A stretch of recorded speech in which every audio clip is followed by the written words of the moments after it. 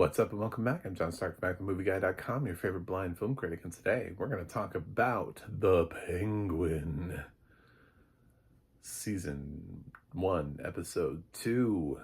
This is back. It's on HBO and Max. It's got audio description. And Oswald Cobblepot is a scoundrel. So today for my blind audience, I'm wearing a purple hat. I've got a Gremlins t-shirt and black sunglasses on, just so that you know. It's also welcome to October, welcome to spooky season.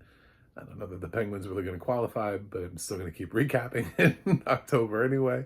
I'm not going to stop doing other things just because I'm going to flood you with horror content. But yeah, so we're doing the Penguin still, and I also want to recommend, if you are blind or visually impaired, like me, I would say one of the things that I think about when I watch The Penguin, and I think about also while watching the movie, just from having immersed myself in movie news, and I listen to other critics and just tons of shit. My brain is full of random shit from everywhere, and I don't even know where I got it anymore. But there is an official Penguin podcast that is put out and sponsored by HBO, so they get access to everybody from the show. And I would say specifically the second episode, when they talk to the guy that does the makeup for Colin Farrell to transform him into the Penguin. I would say definitely, if you are interested in the Penguin as a show, one of the things that we miss out on is really sort of an immersive look at his makeup, because it's a very extensive job from everything that I've heard, or everything you've heard, that's completely transformative and changes the way that he looks. So much so. And there's plenty of talk in that episode. So you're looking for the official Penguin podcast that is put out by HBO. And I would say the second episode of that, really you'll get a pretty decent discussion with the makeup artist responsible for transforming Colin Farrell into the Penguin, and sort of how that went into, where the inspiration came from, how they, scars and stuff like that, very specific scars that are on his face. It's one of those things where we probably could use an audio description companion or extended audio description or something, so that we could understand to the extent at which our title character looks, instead of just like quick references, almost like he's a regular person. It's like sometimes, we're like, the woman with brown hair, it's like, that's it. That's all we get. That is, sometimes that is a slender woman in her 30s with dark sunglasses. We get some really brief descriptions sometimes of people. And the Penguin is kind of a work of art in and of itself, because they've made Colin Farrell unrecognizable, but he also has to be able to act through all of that. So it's prosthetics that he has to be able to work with, so that he can't, so that he's not, so that his performance still comes through, which is why everybody's going crazy for the series, because they're like, oh my God, it's so good. He's so good at it. It's like, well, he doesn't look anything like himself. So, and this is how they did that. So I just thought it was an interesting episode, and I figured I'd use part of my recap to talk about that. So, we have the Penguin episode 2 deals with, it's a continuation. This is still, basically, we're watching the greatest TV mob drama since The Sopranos, easily, on television. If not, maybe, I don't want to say it's better than The Sopranos, because The Sopranos had multiple seasons to tell stories, and then also to fail from stories. You know what I'm saying? The Penguin, I don't know how many seasons it's going to run, so sometimes it's easier to tell a tight story in 10 episodes than it would be to do what The Sopranos did over the course of many seasons. So, not trying to throw shade at David Chase, but definitely since The Sopranos. I've throw shade at everything else since The Sopranos. And part of that is due to Kristen Miliotti's just fantastic performance. We open up and she is experiencing, uh, going into Arkham and what that was like for her. And she's having like basically like a nightmare at the beginning of the episode. And uh, then she wakes up and she's in with her therapist, who seems a little close. I feel like, and also it's the casting here is Theo Rossi, who he's done enough stuff that I feel like we're going to explore this character a lot more and see how close he is. It's the kind of casting where Theo could end up becoming a part of this franchise uh, in a fairly big way. He was on Luke Cage. He's on Sons of Anarchy. That's kind of where I remember him from the beginning. But he has enough under his belt career wise that I'm like, I don't think this is a one this is a one off for him. So I think we'll see more from Dr. Julian, whatever his name was. So she's dealing with some stuff. Later on, she's like in a closet. Like she's sleeping in a closet. That's where she feels like most at home, which is something that I've seen dealt with before when people come home from things. Sometimes they can't sleep on an actual mattress. It's like it's too soft. They need like a hard floor or something like that. Because of just the situations that they've been in. They can't sleep in a real bed. I found that interesting that she was asleep in a closet. Anyway, like she was better off in a confined space. That she had acclimated to Arkham. What the flashback showed us also was the fact that her brother came to visit her, and that was one of the things that she remembered. Since this episode, we're going to deal with his funeral and that whole thing. And another thing that we're dealing with is Oswald is going back, since he basically opened up the door for the Maronis, and the gang war is on. He's meeting with Maronis and saying, well, sorry that I threw this at you, but take it, take it and run with it. And here's the drops, and here's where they are. And, you can take the city and fuck the Falcons. And with Maroni this time is, is it his wife? I don't know. I don't know what she is, but Shohreh Aghdashloo, Academy Award nominee Shohreh Aghdashloo, is actually in this, which is great.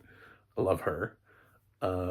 She's got that instantly recognizable voice. I remember when she was the dragon earlier this year in Damsel, and as soon as the dragon spoke, I was like, I know that voice. That's Shohreh Aghdashloo. And I was so disappointed that her name wasn't being used like to help promote the movie, because it had a really strong cast. It was like Millie Bobby Brown, Robin Wright, Angela Bassett, Ray Winstone, Nick Robinson, and then later on you find out Shohreh Aghdashloo is, and you're like, wait a minute, she has an Oscar nomination. Like, why do we keep forgetting that with her? And we just treat her like she's some random character actress. So, if you haven't seen The House of Sand and Fog, I strongly recommend it. She's fantastic in it. She kind of pushes Maroni and says, he may be exactly what we think he is, but he can also be trained. We can work with this. So Maroni ends up taking the bait, and they do this drop transfer where we see Penguin is. I love, by the way, also in the audio description, he's Penguin instead of Oswald or Oz or Cobblepot or anything like that. They just full on Penguin. He goes in ready to be in the back car, which he explicitly said, don't don't shoot that last card. That's gonna be me, and we're partners now. You know, remember, you need me. I got all the inside dirt. He passes some dirt, by the way, along too, because he's trying to get rid of this Johnny, who's like the number 2 right now and is a pain in his ass. So he wants to get rid of Johnny and blame everything on him. Johnny's riding in the follow car now, and he tells Oswald that he's got to ride in the front car. He's like, "This is your deal. You ride in the front." So he's like, "Shit, I said that everybody was expendable in these cars. Damn it." So the tension is there, and you're like, how are they going to pull this off? How's Oz going to get himself out of the situation? And you're like, well, it's the Penguin. It'd be really weird if he died in the second episode, and then they had to keep going without him. People are like watching the Penguin, and they're like, didn't he die in the second episode? Yeah, I don't know. I don't know what the show's about anymore. But so I wasn't like really concerned. People are like, oh, ratcheted up the tension. I was like, I mean, kind of, but only in so much that you're like, well, how does he get out? Because you know he's going to get out of the situation. But they're using these FEMA trailers. I love that we're incorporating like real world organizations like FEMA into this. So they're transporting the drops in while looking like they're also helping. I don't know, the flood. So from the movie.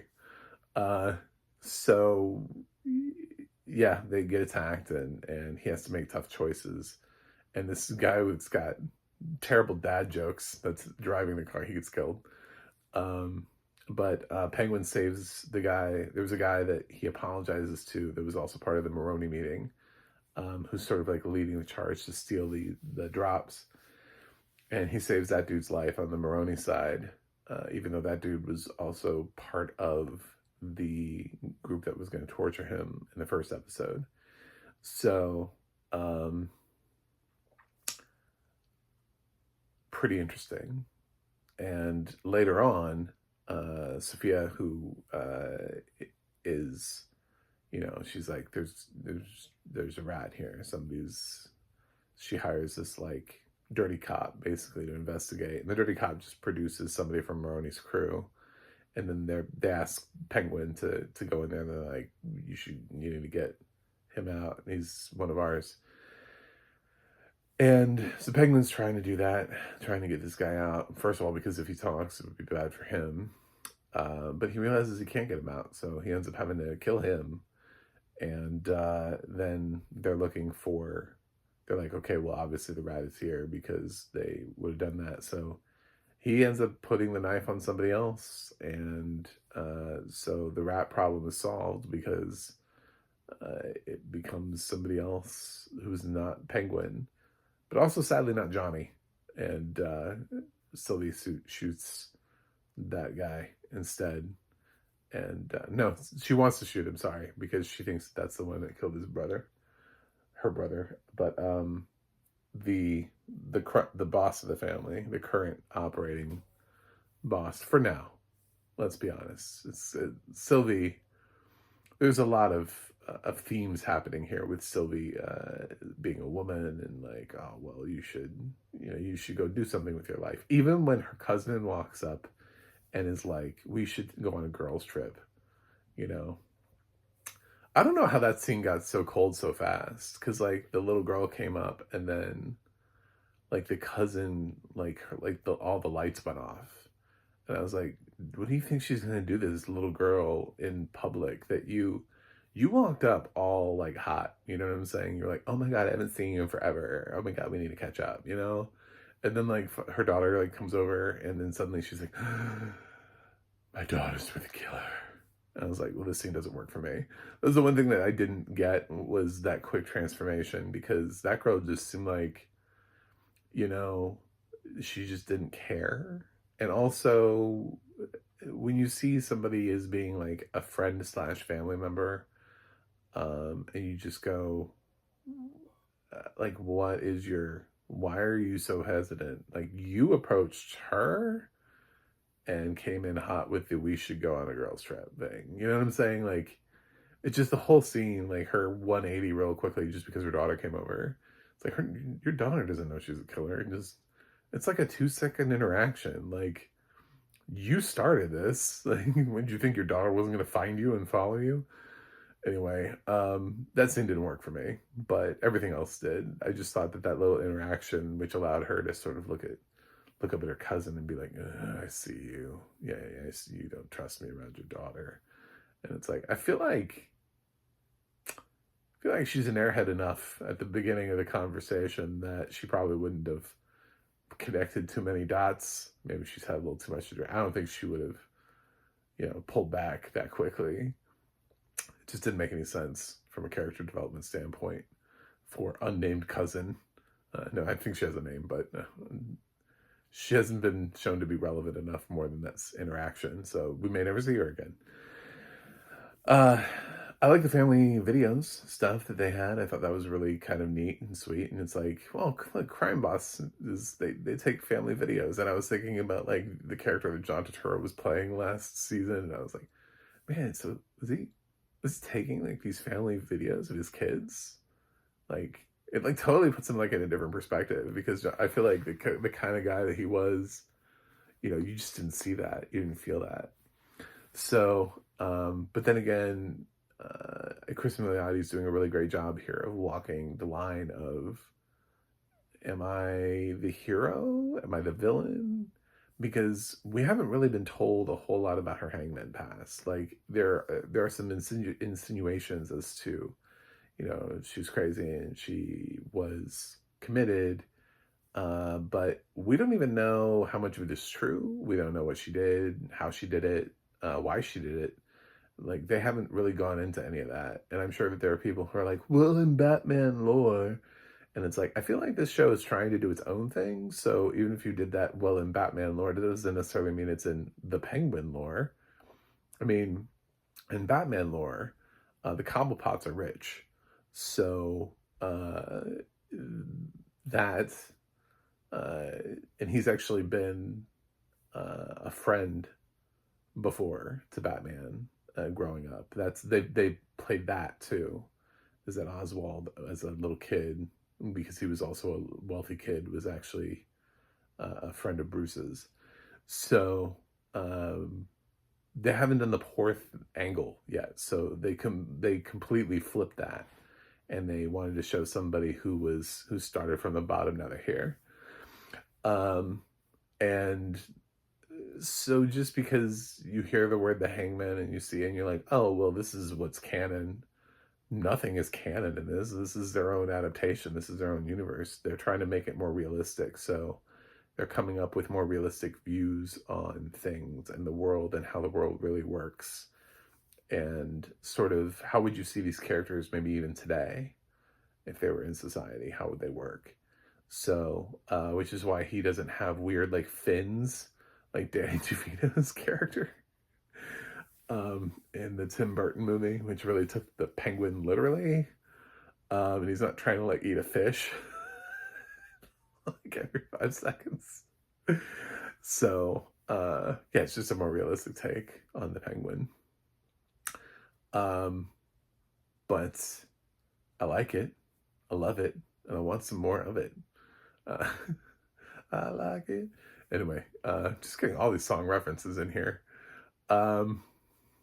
So yeah, I'm here for the show. I'm here for the episode. I thought the stuff between Penguin and his mom was, it humanizes him a lot. That he has a mom that's fighting dementia that needs to sort of be looked after. He's got this Victor guy also who's really bad at his job, but he's also inexperienced, and Penguin is kind of like leaning on him. I feel like one of those two things is not going to work out for Penguin. Either Victor's not going to make it through the series, which I feel like is the less interesting thing to do with that character, because when you have a character like him, he has so much possibility for transformation that the easy thing to do is, well, he's inexperienced, so of course he would get killed off, or he would be captured, and of course he would give up the Penguin. But he's kind of the character that you're watching as the series progresses. It's like, well, Penguin's already in a spot. Sylvie's already in a spot. Everybody's sort of where they are. The one person who still has evolution possibility is Victor. If you take him off the table, the show kind of becomes a little bit less interesting, because then everybody else, their growth is from a place where it's like, well, I'm bad and now I'm badder. You know, like, is there a redemption arc for anybody? Is Sylvie going to turn into like Batwoman? You know, I mean, I don't think so, but you know, I don't know what the other alternatives are, but Victor has much more possibility to his character. But I think the fact that we see Oz lie about his mom, I think that's what's going to come back and bite him in the ass. I think at some point, somebody's going to figure out he has a mom still, and they're going to use that as leverage. And I don't know how, because obviously she doesn't always remember what's going on, so I don't know how they're going to use the leverage. I don't know that she can accidentally rat him out on something without knowing she's doing it. If maybe that's it. But I think there's something very specific happening with that dynamic that's going to be used against him. It's like the one thing he cares about in the world. Eve, who comes back, by the way, for this episode, the character that is his paramour, that was his alibi that he goes to in the first episode. I don't necessarily get a strong sense that he's deeply connected to her in any way. I think he's just maybe just a tiny bit connected, but the one person that he's clearly going out of his way for is his mom. So I think she's the chess piece that's going to be moved off the table. And how is that going to affect Oswald? I don't know. But yeah, those are my thoughts on the Penguin thus far. I'm liking it. I hope you're liking it. I think it's one of the best shows on TV, easily. I felt that after the premiere. The best compliment that I could give the show was, this doesn't even feel like a Matt Reeves production. This feels like a Scorsese production. It feels like Scorsese's directing a TV show for once, like just out of nowhere. He just decided to direct like a Batman themed crime show. So, and I still feel that. I still feel like it's got Scorsese vibes, which are the best, when you're in this genre, honestly, are like the best vibes to have. When you're directing like a mafia, I suppose like the second best would be Coppola. But nowadays with Megalopolis, we can't speak about him so anymore. Can't have nice things. So those are my thoughts on the Penguin. I'm still liking the audio description. Dakota Green's doing a great job. And Ren Leach is a great narrator choice for the show. Really love the voice. And I'm excited to see the third episode next week. So join me again for more Penguin. This week I'm going to give it an A. Last week I gave it an A. You know, I just feel like that's not going to change a lot. Like I said, the only little thing I had was I felt like her reaction was so weird. Just because she came in like so hard. It wasn't just like she bumped into her, you know, and she suddenly had the reaction like, oh, hey girl. Oh my God. I can't believe you're here. You know, it wasn't like one of those things. It felt like she approached and started the conversation. And it's like, well, if you're going to be that bold, that character would not have cared when her daughter came up. She'd have been like, oh my God, this is your auntie cousin. This is Sylvie. You know, she would have like introduced the kid and they would have become like best friends. So, which would have been far more interesting, especially considering like everybody's treating Sylvia like she's going to break at any moment in time. It would have been nice to have the one cousin who, in a world full of men, like there's this female that is also like, oh, by the way, we're still pals. I know what it's like in this. It's hard out here for a girl, you know, in this life. So, sadly, the writers went in a different direction, which, okay, you do you. I'm sure you know better than me. But, yeah. That's it. I'm done. I will see you guys next week. So until then, stay away from cilantro. See you guys on the other side.